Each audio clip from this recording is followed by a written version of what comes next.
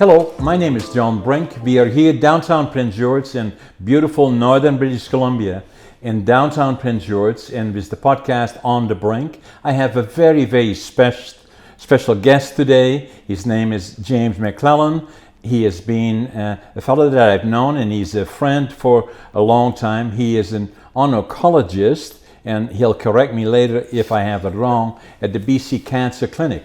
Welcome to the show, James. Thank you so much for having me. So tell me and our listeners a little bit about your background. You're not from northern British Columbia? I am not. I was born and raised in Toronto. Okay. And moved to Ottawa as a young man. Okay. And then I spent 12 years in the Middle East, applying my trade there. In where in the Middle East? I started out in Saudi Arabia. I Okay. worked a few years in Riyadh. Quite a cultural shock. Yeah. And eventually I decided I wanted to stay in the Middle East, but to move to a little bit freer sort of culture. And What brought you to the Middle East? wow, some big changes in my life. Yeah. If I'm being honest, I was going through a divorce. To what? A divorce. Okay. And there's a lot of options, but a fresh, new start with a new culture and new people around me. So you just kind of wanted to get away I just started fresh. Yeah, Yes. what was behind you, and then... Yes. Yeah, and so that brought you first to Saudi Arabia? Riyadh, yes. Yeah, what is Riyadh again? Riyadh is their capital city in Saudi Arabia. Okay. And it's the seat of their religion. Yeah. Is that's where they do the walk around thing? not there. They do that in Mecca. Okay. And just a phenomenal month in Ramadan. Yeah. To see things like that. It's just such a foreign culture to most of us. Yeah. So how long were you there? In Saudi, I was there for just over 2 years, and then another 10 years in Doha. In in Doha? Qatar. And that is in Qatar? Yes. And so where again is Qatar in relation to Saudi Arabia? Saudi Arabia is very large, right in the middle of the Middle East. And Close to Iran and...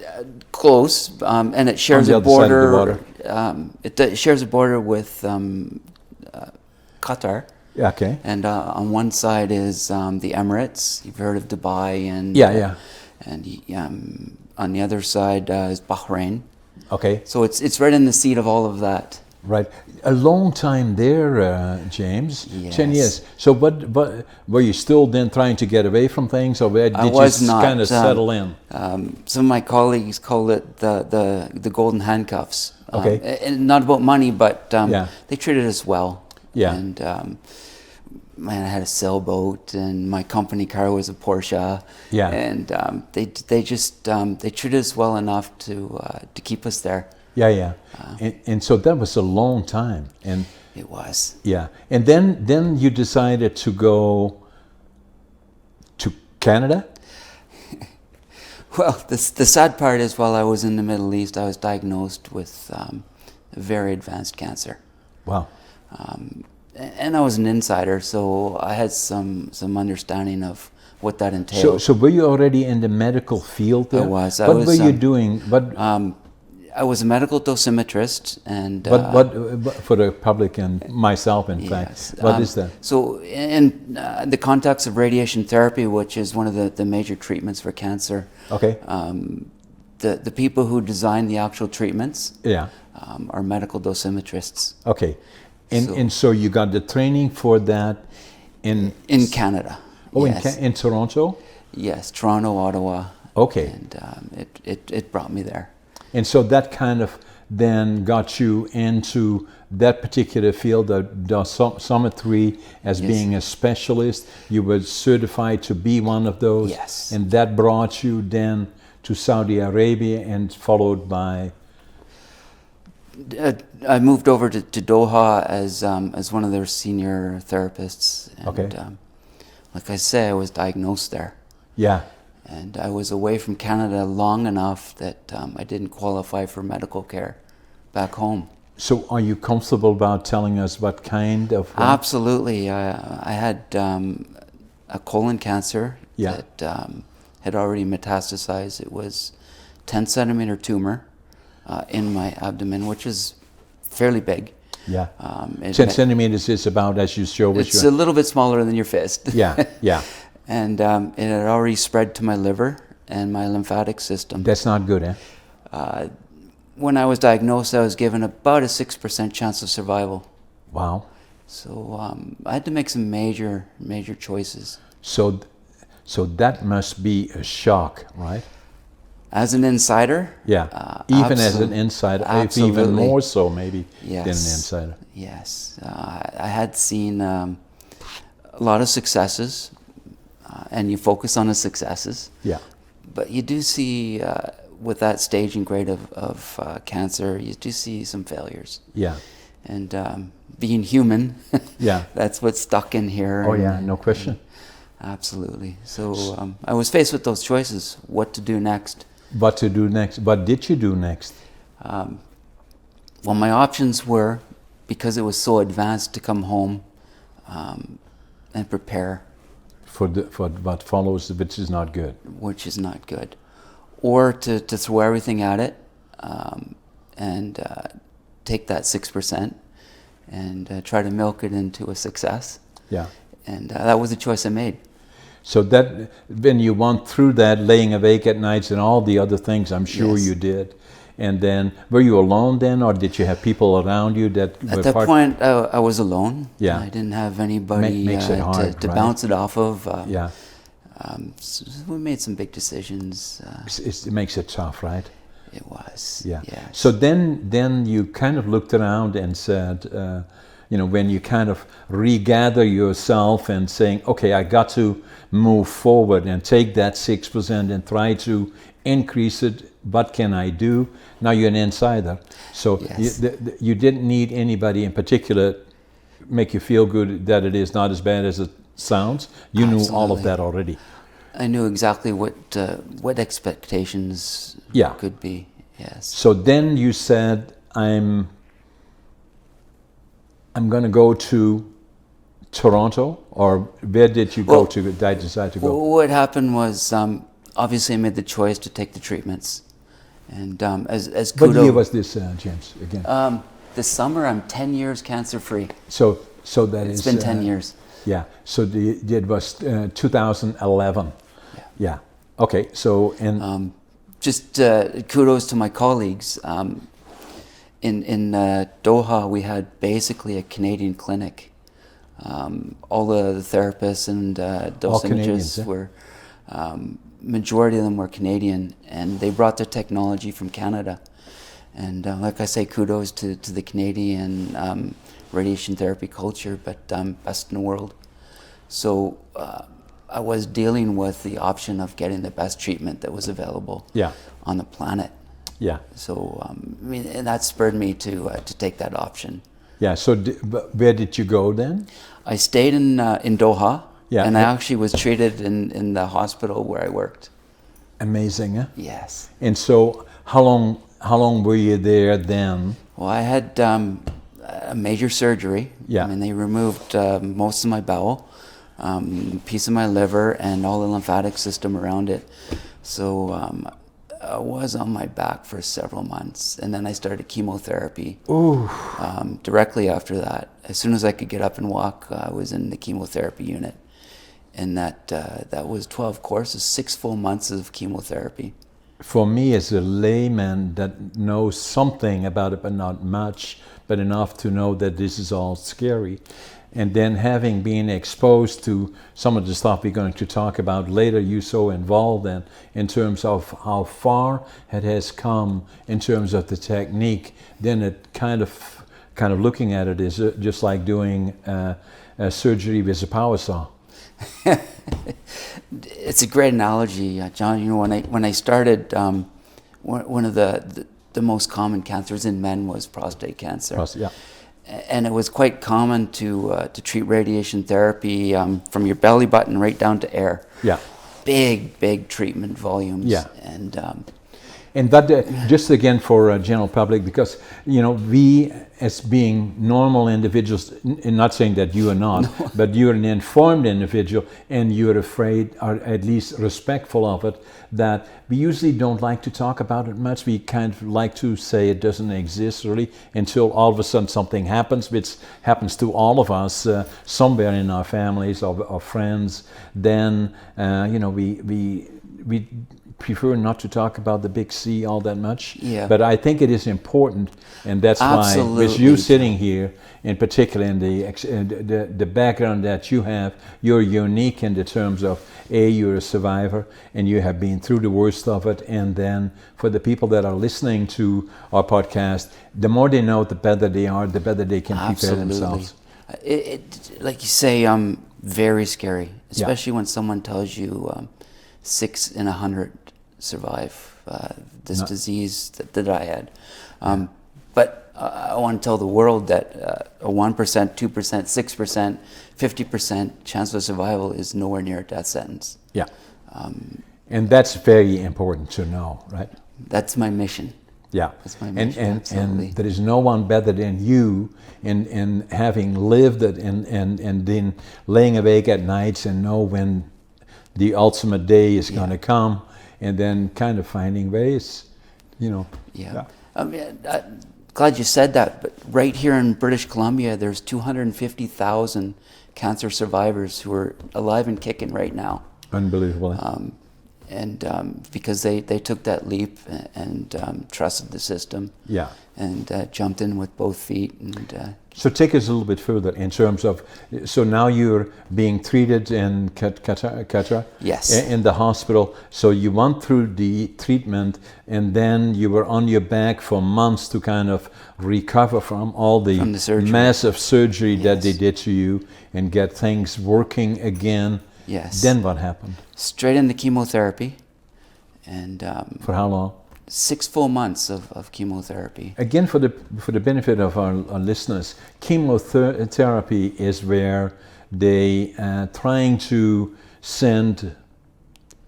It's a systemic treatment, which is different than radiation. Systemic is so in radiation therapy, I'll treat a very distinct group of cells. Right. Whereas a systemic treatment like chemotherapy, they inject it and it finds every cell in your body, and some of those cells, some of those good cells, it does wreak havoc.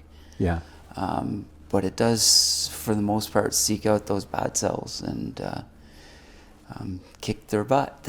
Yeah. So, or do they find then, if that is injecting, then does that find the defective cells? Well, there was a component of my treatment. It was kind of a chemotherapy cocktail.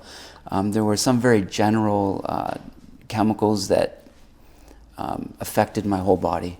Yeah, that is what you had in that chart. Yes, right. But there were some more targeted cells that do seek out and find those cancer cells.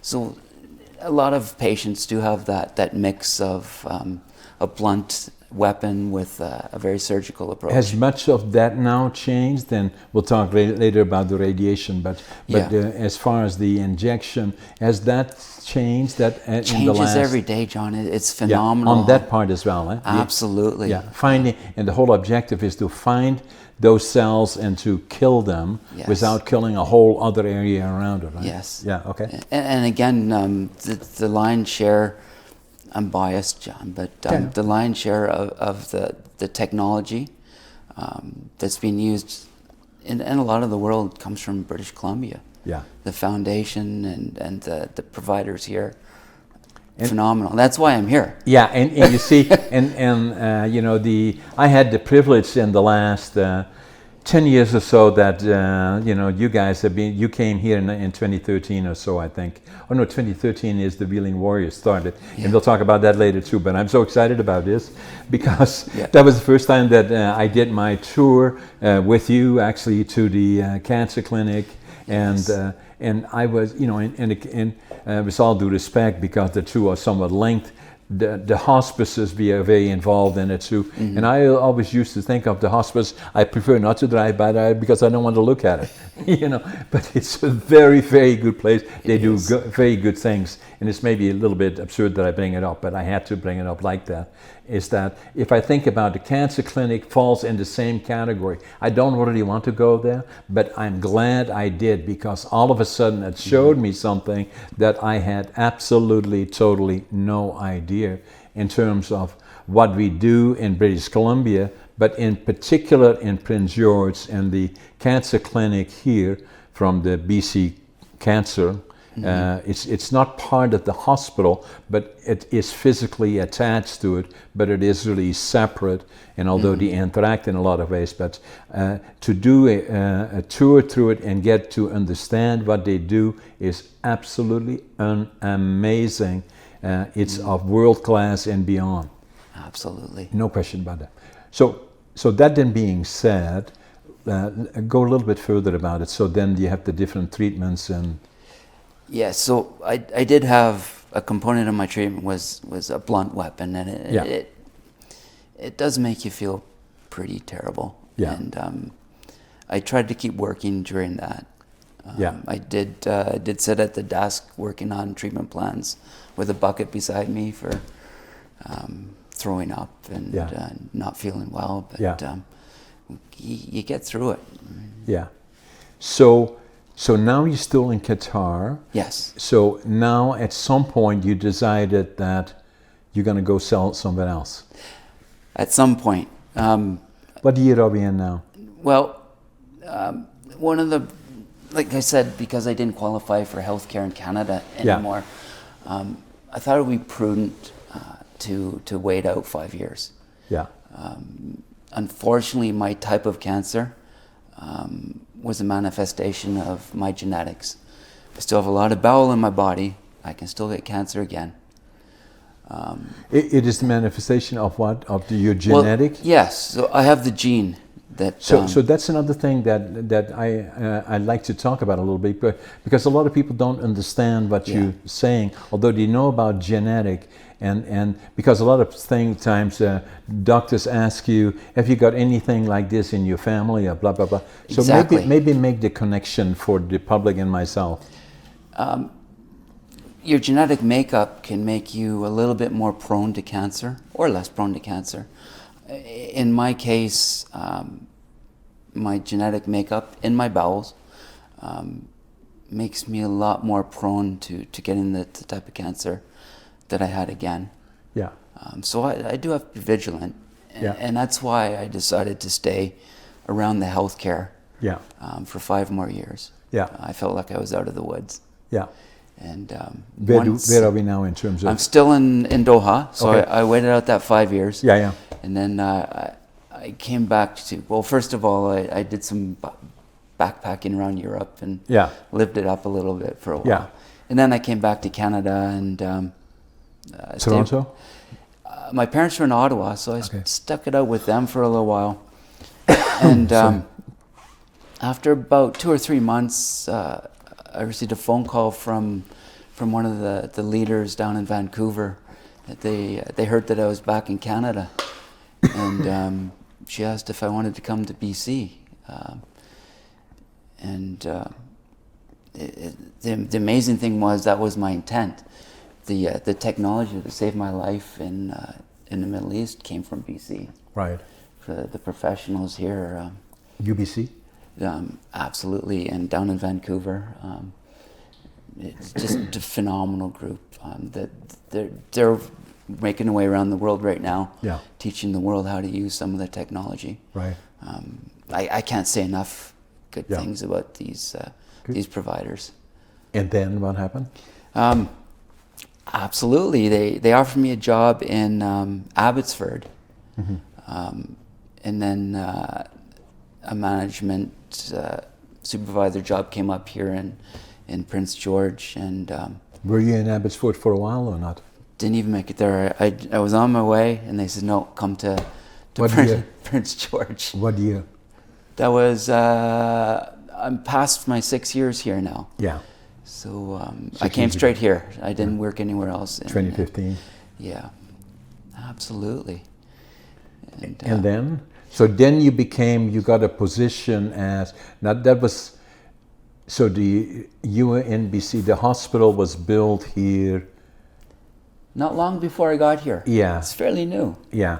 And so they were still in the process of kind of developing, getting, Yes. sorry about that, bringing in expertise. Yes. And the expertise here in Prince George is amazing for a small town our size. It's an unlikely mix to have such amazing technology and professionals here. So looking at all of that, James, what really motivates you to do what you do? Yeah, it's I get a little bit misty when I talk about one of my my superheroes. Yeah. I'm pushing 60, and at my age, Yeah. most people have been through 3 careers. Yeah. But there was when I was in my chemo. Yeah. I was about 3 months in, and you can get pretty ugly at that point. I mean, Yeah. I was very ill. My hair was gone, and my face was gray, Yeah. and my eyes were sunken. Yeah. I couldn't sleep much. You didn't look much good. No. No. It was difficult to get out of bed.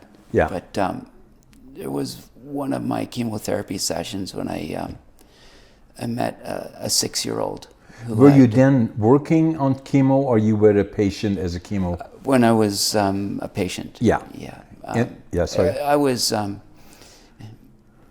the chemotherapy because it was such a long course. Right. I had a port implanted in my body so that they could easily get the chemotherapy in. Yeah. I had lots of scars. Yeah. But there was this one session that I still dream about.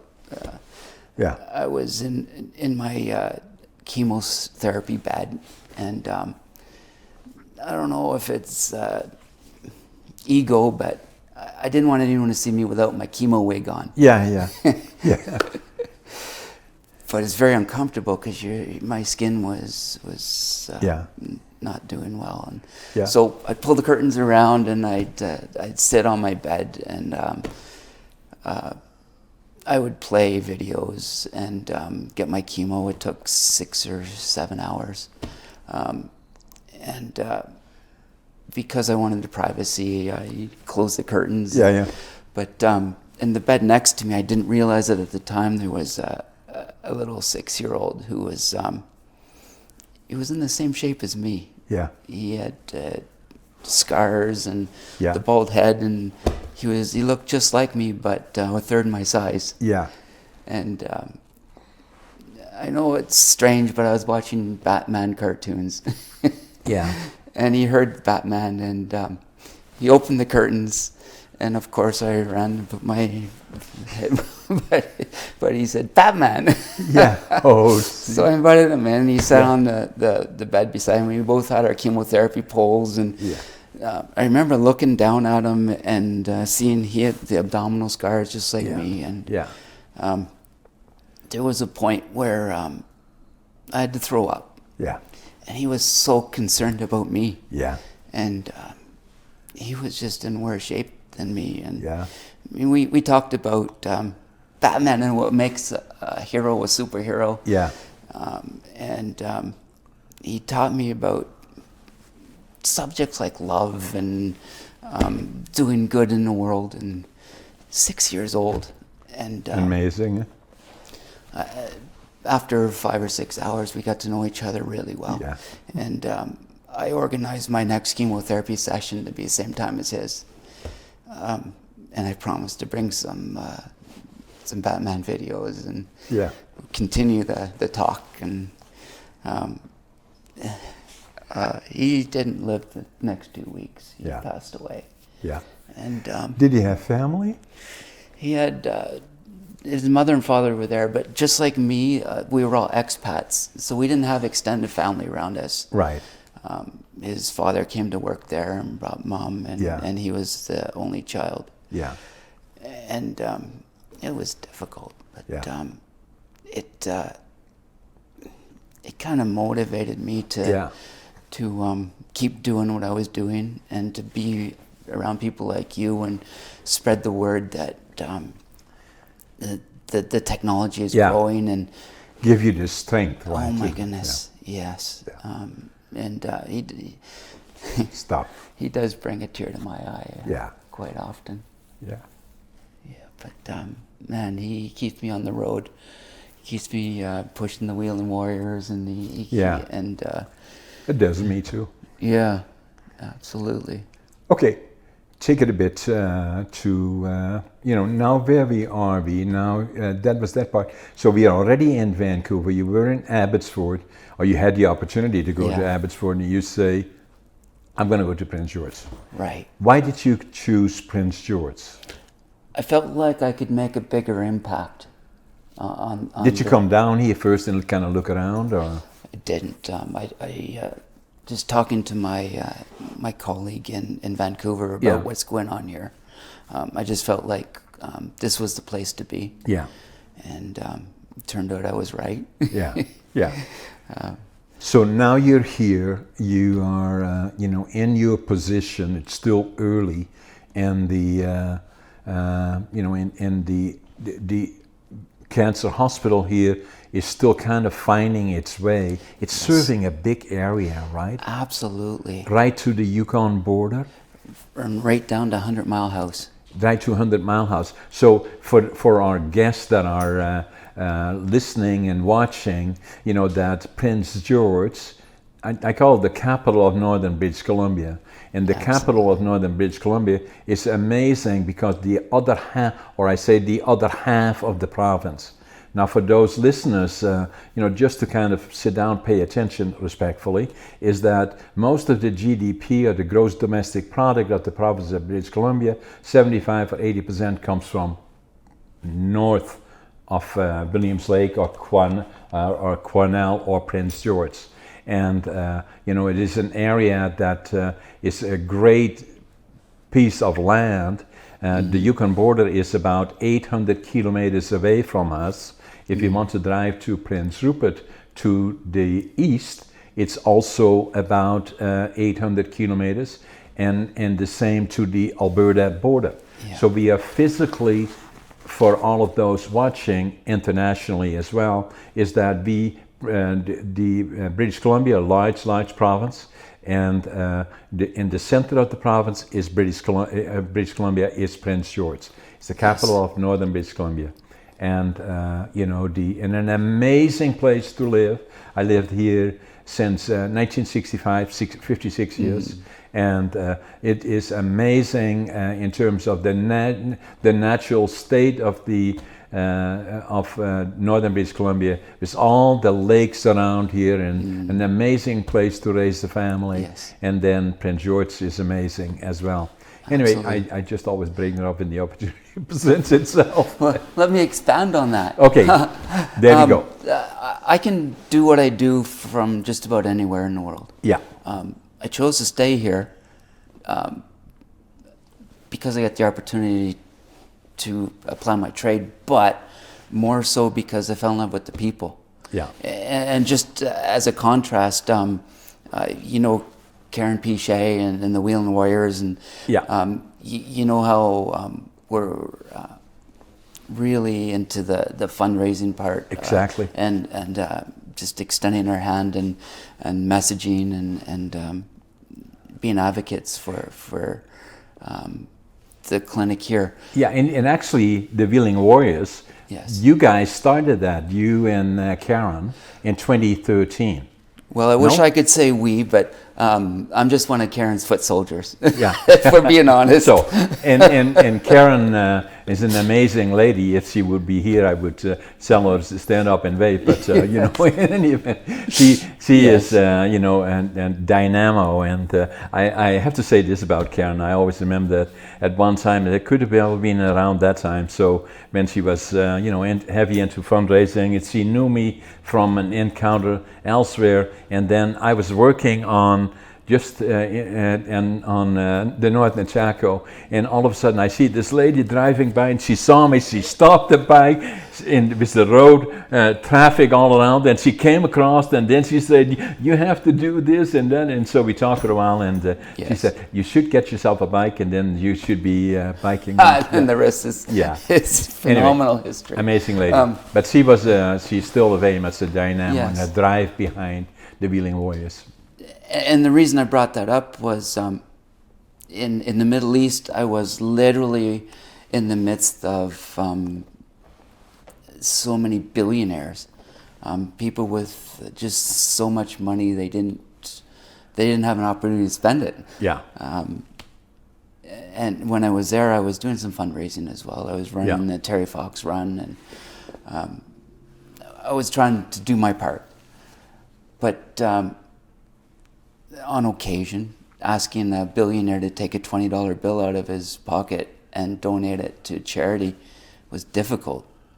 Whereas in Prince George, there was one day where Karen and I sat at Canadian Tire with our jerseys on and just talking to people, and the amount of people who would pull a $50 bill out, $100 bill, they just gave us that, first of all, that trust, and just wanted to support their community.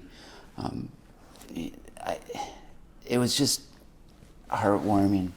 And I could probably tell you 30, 40, 50 times that we've done that. Not necessarily in the same place, but around town where people just wanted to be involved in the solution. You see, if I remember, and I've been involved in quite a few of the, where what has been raised here by the group driven by Karen in a lot of ways, and other people too, that well over $1 million has been raised, that has been spent here. I think it is something closer to 1.3, 1.4 maybe even.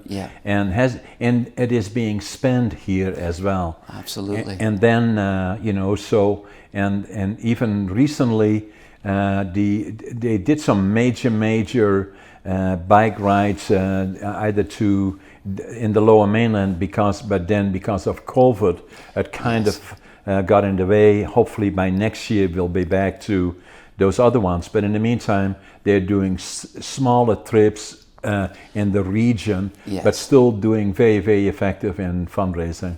Absolutely. One of the benefits of being isolated like we are is that I think there's something around 90 riders on the Wheelin Warriors. And the amount of friendship and the close-knit group, and it's just amazing here. And another fellow that is also a friend of us here is Ron Gallo. He has been very, very involved, and a little bit of history about him as well, right? Absolutely. He's one of the superheroes in town, absolutely. I do try to follow his lead sometimes. I don't mean on the bike. No. just in life, the way he's contributing to making this community a better place. And another fellow that I can think of that we all know very well is Scott McWalter. He's an avid runner and biker, and so is his dad, actually, Dave McWalter. I know them both well, and again, they're two people who I admire quite a bit. So there's a lot of support behind in terms of the fundraising. There have been many tours that I've done through. We want to talk a little bit more about the actual clinic. That I believe you did the tour for us, and I had an extraordinary interest in it because it is so unique. Is that you took us to the equipment that is actually where the actual radiation is done, and that coming back to your situation, in Qatar or in where you had your operation. That that I made the comparison. All what they did to you is virtually use a power saw, and where here it is a question of millimeters in terms of finding that area of the disease or whatever it is called, and fractional in terms of the area, which is world class. There was another fellow involved that was one of the docs here that had a lot to do. What was his name? Rob Olson. Yeah. Yes. Yeah. And Dr.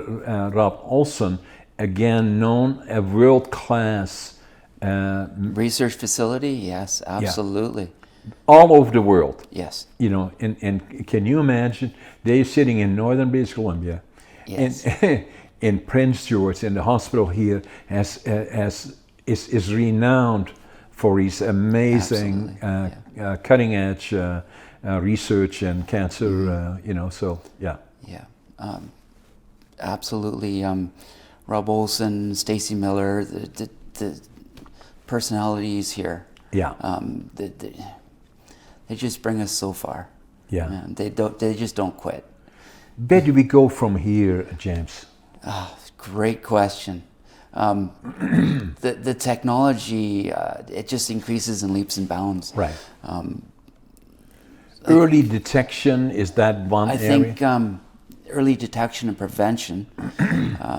If I get on my horse and tell the world, if you get it earlier, you kill the monster when it's tiny. I read something that in England they had found blood tests that will allow them to detect certain cancers much earlier. Absolutely. It's as simple for some of these cancers as taking a little swab, putting it in an envelope, sending it off, and they can do their tests remotely or wherever. Is that available now? For some types of cancer, yes. Yeah. Absolutely. Will that further expand? You know, why would it be for certain? Well, because your blood runs all over, right? Yes. Maybe a dumb question. It's an ugly subject, but for my type of cancer, there's a technology now where you could take a swab, put it in an envelope, send it to Vancouver, and they can tell you if you have bowel cancer. Yeah. At least once a year, I get a blood test. Simple, easy peasy. I show up for 2 minutes. They send it off, and they can do an assay that will reveal something. Yeah, another thing that you said is you were genetically inclined to it. It is. Yes. Should people? I think my wife sent something to somebody that they did a genetic analysis of somebody. Is that reliable, or is it? Well, that's a difficult subject. Yeah. Although I'm more prone to bowel cancer than you. Okay. There are some lifestyle choices that I can make. Yeah. That would actually make me less prone to cancer in the long run. Right. And have a less statistical problem than someone like you who maybe, I shouldn't say, sorry, it's not someone like you, maybe someone, the easy comparison is someone who smokes and someone who doesn't smoke. Yeah. Someone who has the gene Yeah.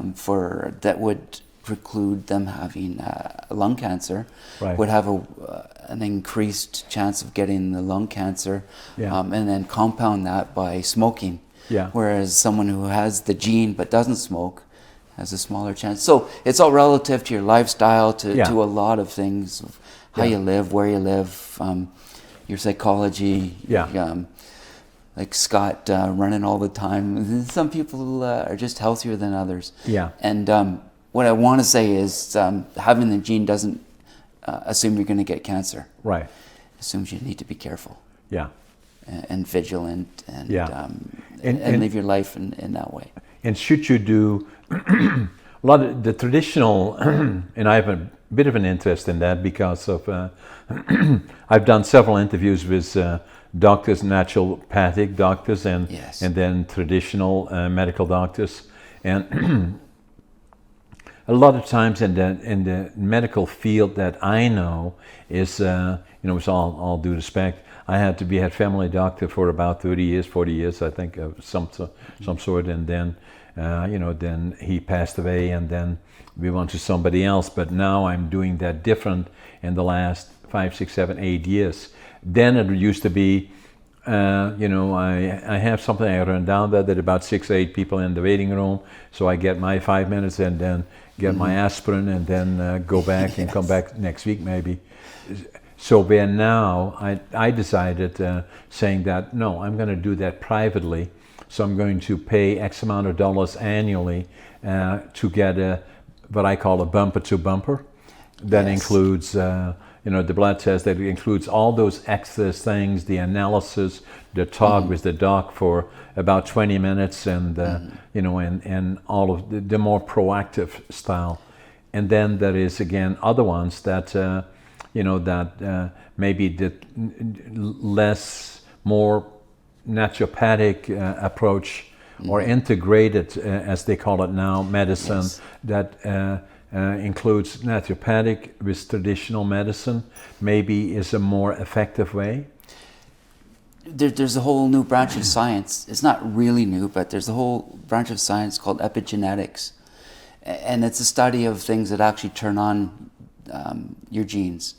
So these epigenetics take into account your environment, what you eat, what's in your head, if you're running a lot. And this science talks about how that signal gets into the cell and turns on a gene. So with this new emerging technology, we're finding out how you can turn on and turn off genes.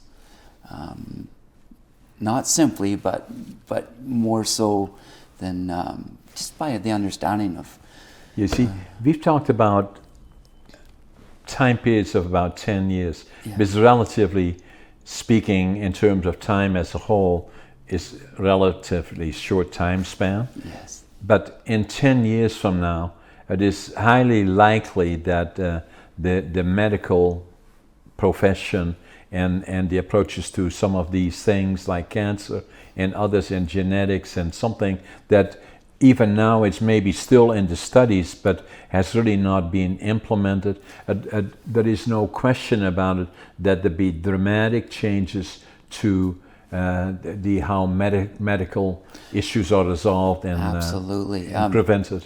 Historically speaking, if you go right back to the beginning of medicine, where your Socrates type people were practicing, their whole philosophy was eat well, be well, think well, and if you build that into the high technology where we can go in and we can irradiate a tiny group of cells,